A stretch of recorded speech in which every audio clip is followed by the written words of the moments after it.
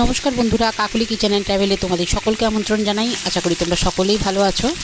আর আজকে একটা আমি পুঁই শাকের ঘন্ট রেসিপি বানাচ্ছি। তার জন্য পুঁই শাক কেটে নিচ্ছি, আর কড়াইতে দিয়ে দিচ্ছিলাম সর্ষের তেল, একটু পাঁচফোড়ন আর শুকনো লঙ্কা, আর তার মধ্যে দিয়ে দিয়েছি আলু আর কুমড়ো। এইগুলোকে আমি বেশ হালকা করে নাড়াচাড়া করে নিয়েছি।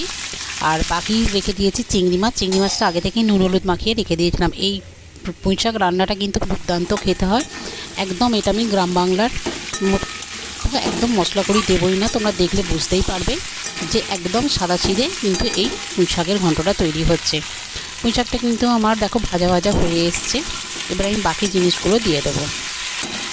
আর আমার চ্যানেলের নতুন বন্ধু তোমাদের সকলকে অনেক অনেক ভালোবাসা এইভাবে আমার পাশেই থাকার জন্য। আর যারা আমার চ্যানেলটাকে এখনও সাবস্ক্রাইব করোনি, প্লিজ আমার চ্যানেলটা সাবস্ক্রাইব করে আমার পাশে থেকো। ডাঁটাগুলো আমি আগে থেকেই কেটে রেখে দিয়েছিলাম বন্ধুরা, সেইগুলোকে এবার আমি দিয়ে দিয়েছি। সবজিটা ভাজা হওয়ার পরে দেখো ভালোভাবে এটা আমি নাড়াচাড়া করে নিচ্ছি। মোটামুটি ভাজাটা আমার হয়েও গেছে। আর এই সময় কিন্তু পুঁই শাকটা ওঠে তো, আর যেহেতু টকগুলো থাকে, আর সেই কারণেই কিন্তু আমি একদম মশলাপাতি দিচ্ছি না, একদম সিম্পল রান্না করছি। দিয়ে দিচ্ছি ডুমো করে কেটে রাখা বেগুনগুলোকে দিয়ে আমি একটু ভাজা ভাজা করে নেব। সবই কিন্তু হালকা ভাজবো, খুব বেশি আমি এটাকে লাল করে ভাজবো না। দিয়ে দিচ্ছি হলুদ, আর দেবো এতে পরিমাণ মতো নুন। এছাড়া কিন্তু আমি আর কোনো মশলা এর মধ্যে দেবো না।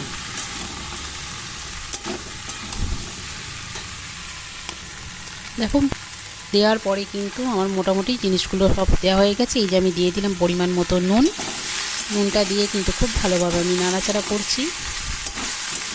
এখন নাড়াচাড়া করা হয়ে গেছে। এবার আমি দিয়ে দেবো শাকগুলো যেহেতু তাড়াতাড়ি সিদ্ধ হয়ে যায়, ওই জন্য শাকগুলো আমি পরে দিচ্ছি। আর শাকটা দেওয়ার পরে একটু চাপা দিয়ে দেবো।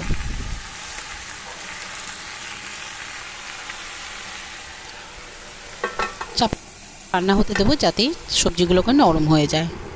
সাধারণত আমরা পুঁই শাক মাছের মাথা দিয়ে খেয়ে থাকি, চিংড়ি মাছ দিয়ে খেয়ে থাকি, নিরামিষও খেয়ে থাকি। তবে এইভাবে কিন্তু রান্না করে খেয়ে দেখবে একবার, ভীষণ ভালো লাগবে এই পুঁই শাকের রেসিপিটা। শাকগুলো নরম হয়ে গেছে। আর এই শাকটা কিন্তু দিয়ে গরম গরম ভাতের সাথে কিন্তু দুর্দান্ত যায়। আর কিছু আর এই গরমের সময় কিন্তু আমাদের নানা রকম রিচ খাবার খেতে কিন্তু ভালো লাগে না। সেই সময় কিন্তু এইভাবে যদি একটু পুঁই শাক রান্না করা যায়, এটা কিন্তু মানে দারুণ হয় পুঁই শাকটা, আর খেতেও খুব ভালো লাগে। আর যেহেতু অন্য সময় হলে কিন্তু আমরা শাকে জল ব্যবহার করি না, বিশেষ করে আমি। তবে যেহেতু আজকে একটু ঘন্ট মতো বানাবো আর একটু ঝোল ঝোল থাকবে, যার জন্য আমি একটু জল দিলাম। এবার জল দিয়ে চাপা দিয়ে দিয়েছি সিদ্ধ হওয়ার জন্য। দেখে বুঝতেই পারছো বন্ধুরা কত সুন্দরভাবে কিন্তু এটা সিদ্ধ হয়ে গেছে। এবার আমি ভেজে রাখা চিংড়ি মাছগুলো যেটা আগে রেখে দিয়েছিলাম, সেইগুলো এবার আমি ওর মধ্যে দিয়েই দিয়েছি। দেখে বুঝতে পারছো একদম সিম্পল হয়েছে। আর একটু টেস্টের জন্য দিয়ে দিচ্ছি চিনি। দেখে বুঝতেই পারছো তোমরা যে এর মধ্যে কিন্তু আমি কোনো রকম এক্সট্রা কোনো মশলা ব্যবহার করিনি। দেখে বুঝতে পারছো কত সুন্দরভাবে কিন্তু তৈরি হয়ে গেছে।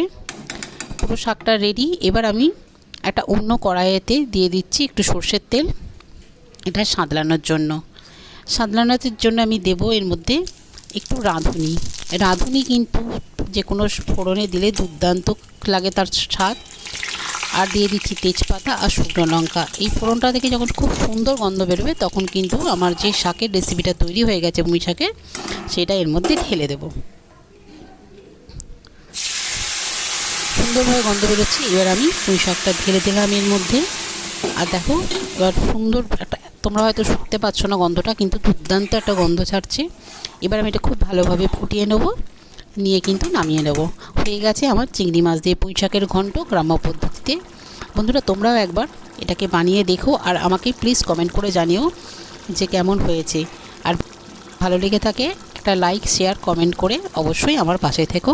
আর আমার চ্যানেলটা সাবস্ক্রাইব করে আমাকে অবশ্যই আমার পাশে থেকে আমাকে এগিয়ে নিয়ে যেতে সাহায্য করো।